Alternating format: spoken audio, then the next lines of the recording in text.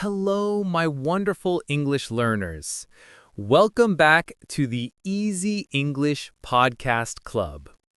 I'm Alex, and I'm delighted to spend this time with you, sharpening your English from correct to natural, confident, and warm. Today, we are diving into one of the most important, yet often overlooked parts of real-life communication. How to share your opinion. How to agree and disagree without sounding like a robot, or worse, sounding rude. Think about a time you were in a lively group conversation, maybe with native English speakers. Ideas were flying around. Someone said, "The best way to travel is by train," and you had a strong opinion. What did you say? If you agreed, perhaps you just said yes. If you disagreed, maybe you simply said no.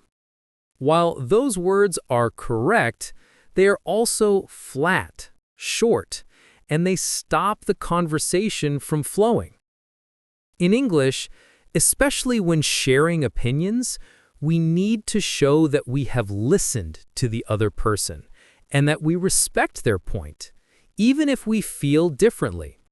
The goal is to speak with nuance and warmth. We want your English to sound human, not like an instruction manual.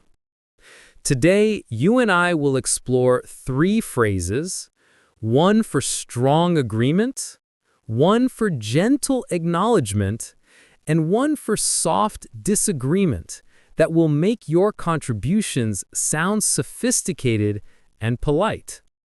Native speakers use these every day to maintain a friendly, engaging, and professional atmosphere. So, take a deep breath, relax your shoulders, and let's start practicing the art of polite opinion. And do not miss the next step in your English journey. Subscribe now to the Easy English Podcast Club and grow your skills with me, Alex. Before we look at the phrases, let's quickly discuss the politeness filters in English. When native English speakers disagree, they almost never start with "No, you are wrong." That is considered confrontational. Instead, they use words to soften the impact of their disagreement. They will say, "I see your point, but," or "I agree with you in part, however."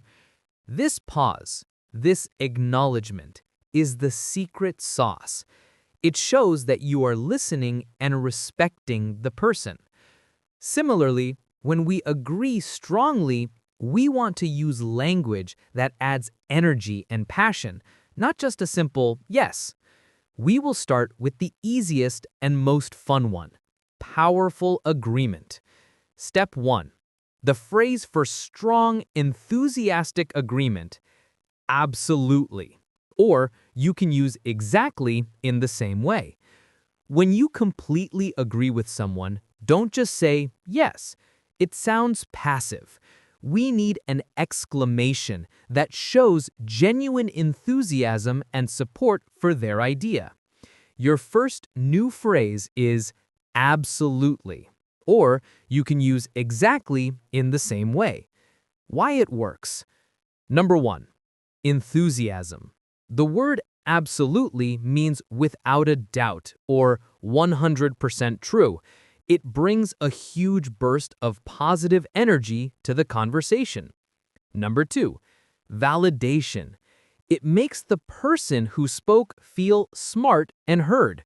You are telling them, "I feel the same way and you said it perfectly." Number 3, flow. It often acts as a bridge. You can say absolutely and then easily continue with your own added thoughts. How to practice it? Say this word with a strong, positive tone. Exaggerate the beginning of the word a little bit, like absolutely. Say it with confidence, maybe even with a nod of your head. Let's practice this slowly together. Repeat after me. Absolutely. Yes, absolutely. I feel the same way. Exactly. That is what I was trying to say. In a conversation, imagine someone says, I think the city should add more green parks. Scenario 1. Simple agreement. You say, absolutely. Green spaces are essential. Better than just yes. Scenario 2. Agreement with expansion. Friend says, learning a new language is the best way to open your mind to new cultures. You say, exactly. And not only that, it improves memory too. See how easy it is to add your own point after using exactly? This phrase is a powerful way to join the conversation and show that you are paying attention. Try to use absolutely or exactly 3 times today when you genuinely agree with someone. Feel the positive energy you are adding to the talk. Step 2. The phrase for gentle acknowledgement. I see what you mean.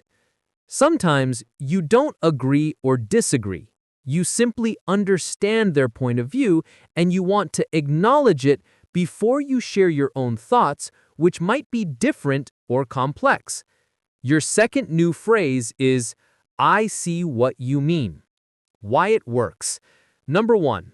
Respect. This phrase clearly shows you listened and processed the information. It validates the other person's perspective. I understand the logic of your idea. Number 2. Soft introduction. It is a perfect neutral phrase to use right before you introduce a new, slightly different, or even opposing idea. Number 3. Calmness. It sounds thoughtful and calm. You are not rushing to judge, you are taking time to process. How to practice it? Say this phrase with a thoughtful, reflective tone. Imagine you are nodding slowly as you say it. Repeat after me. I see what you mean. I see what you mean. The little sound makes it even more natural. Or, that's interesting. I see what you mean. In a conversation, imagine a colleague says, we should hire 5 new people immediately to handle all this work. Scenario 3. Neutral acknowledgement. You say, I see what you mean. We definitely need more hands. You acknowledge the need, but haven't agreed to the number 5 yet. Scenario 4. Acknowledgement before a different idea. Friend says, the city center is too noisy. We should move all the stores to the suburbs. You say, I see what you mean. It is loud, but doesn't the noise make it feel alive? You gently pivot to a different opinion without dismissing theirs. This phrase is key to avoiding confrontation. It says, your logic is sound, but I have a counterpoint. It keeps the discussion civil and mature. Your small mission today is to use I see what you mean the next time someone expresses a strong opinion that you are thinking about carefully. Step 3. The phrase for gentle disagreement. That's a good point, but. Now we come to the most challenging part. Disagreement. We must learn to replace the blunt no with a phrase that honors the other person's intelligence while politely introducing our own view. Your third and most important new phrase is, that's a good point, but.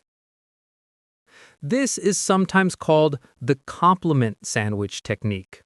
You start with the compliment, you place your disagreement in the middle, and you often end with a polite question. Why it works. 1.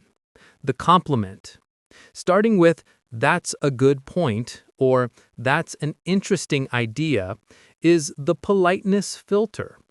It tells the other person, you are smart, and your idea is worth considering. This immediately reduces any potential hostility. 2. The connector but is the magic word that signals the turn. After the word but, the listener is prepared for your different opinion. 3. The delivery. Because you started kindly, your disagreement is received as an addition to the discussion, not an attack on their intelligence. Say the first part, "That's a good point," with a positive, open tone. Then lower your voice slightly and pause before saying, "but." Repeat after me. "That's a good point, but." "That's a good point, but I think the other option might be safer." "That's an interesting idea, but have you considered the cost?" Using the slightly longer, "interesting idea" is a nice alternative. Imagine your manager suggests, "We should launch the new product next week no matter what." Scenario 5. Professional disagreement. You say, "That's a good point, but I worry that the testing phase isn't complete yet. Maybe we need 2 more days." You gently challenge the plan while offering a solution. Scenario 6. Social disagreement.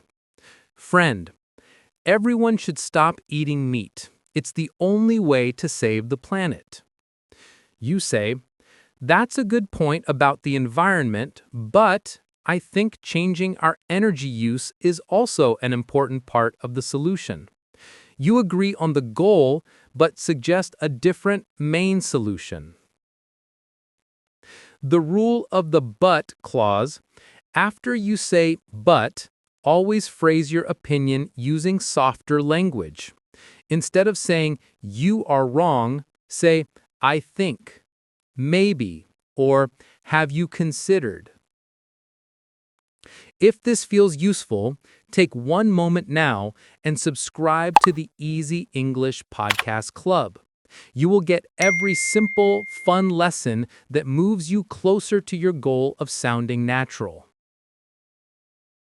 You have learned 3 simple yet incredibly powerful ways to express your opinions like a natural, thoughtful English speaker. You are moving beyond the simple yes and the blunt no. Let's review each phrase. 1. Absolutely or exactly. 2. I see what you mean. 3.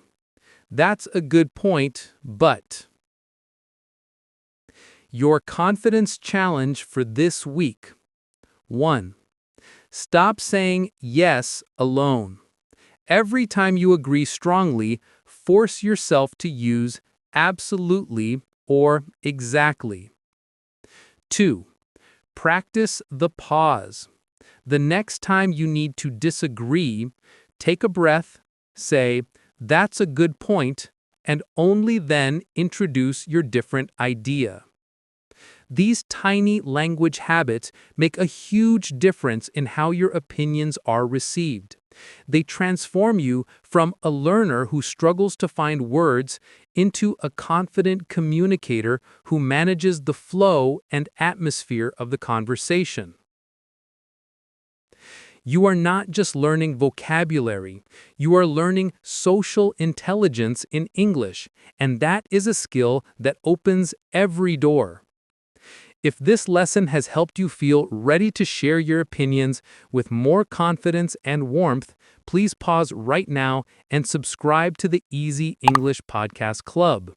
You will get every simple, fun lesson that moves you closer to your goal of sounding natural. Before you go, I have a final question for you. Think of a difficult topic, maybe politics or food, where you often disagree with people. Which of the 3 phrases, "absolutely," "I see what you mean," or "that's a good point, but," do you think you will use most often to improve your conversations? Tell me in your mind and make that commitment. Thank you, my dear learners, for spending your time here. I am incredibly proud of your courage and dedication. Always remember, great English is not about perfect grammar. It is about how bravely and warmly you use the words you already know. Keep learning, keep believing, and keep shining. See you next time here on the Easy English Podcast Club, where English becomes simple, friendly, and full of life.